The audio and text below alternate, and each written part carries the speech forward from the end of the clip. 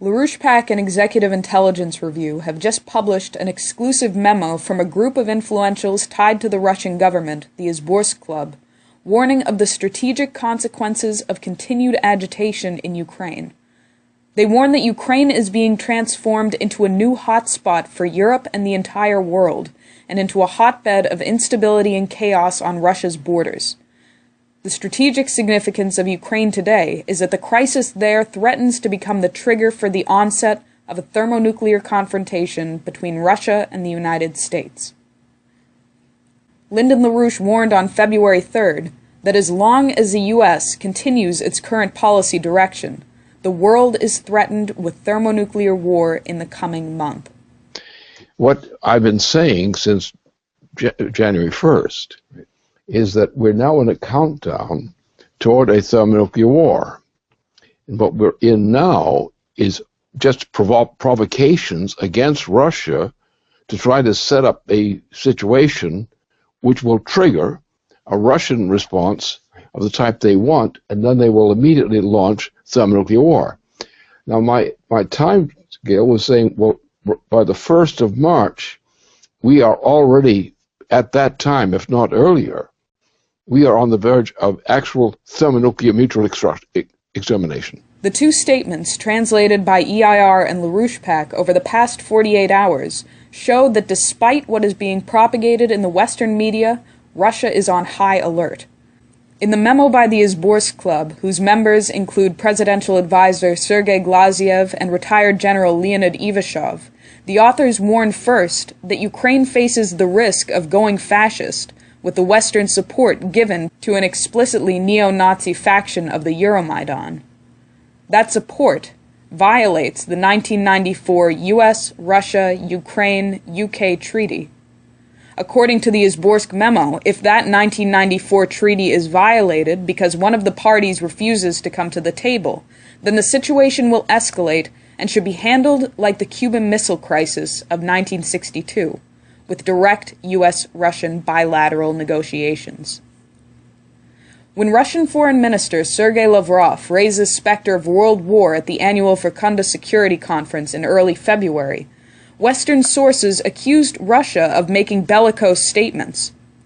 However, the memo from the Izborsk Club outlines what Russia perceives as direct threats to its security and territorial integrity. These are threats that have never even been acknowledged by the sources calling Russia's assessment bellicose. Consider the military threat of a creeping coup in Ukraine. The Russian armed forces will be forced out of Crimea and the Black Sea port of Sevastopol. Ukraine and NATO will develop an expanding partnership leading to the appearance of US and NATO bases in Ukraine and Crimea. The unrest will open up the establishment in eastern Ukraine of bases for training terrorists to operate not only in the Caucasus, but in Siberia and the Volga Basin. Finally, the techniques of the Euromaidan will be extended into major Russian cities, especially those with existing ethnic tensions. Despite these obvious threats, the view from Washington, D.C. political circles remains bleak, with congressmen allowing their votes to be used for a larger, very dangerous geopolitical game. On Tuesday, February 11th, 381 members of Congress voted for H-Res 447, authorizing support for the openly fascist opposition forces in Ukraine.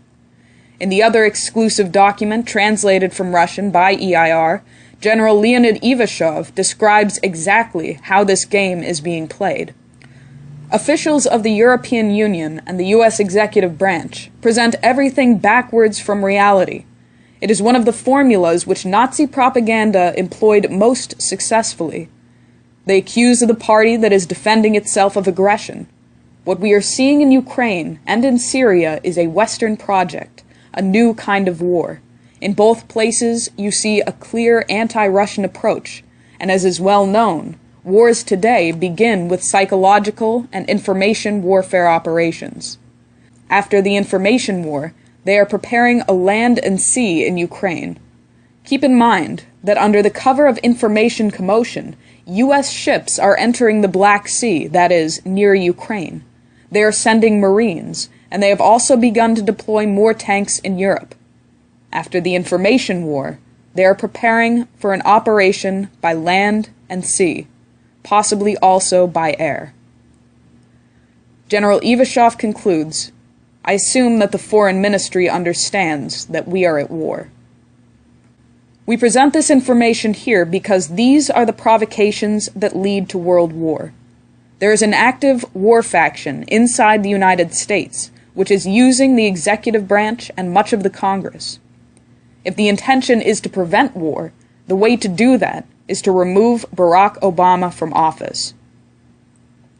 Even if citizens of the United States refuse to believe we are on the path to world war, that is a perception in Russia. And when your potential enemy believes you are at war, you are at war.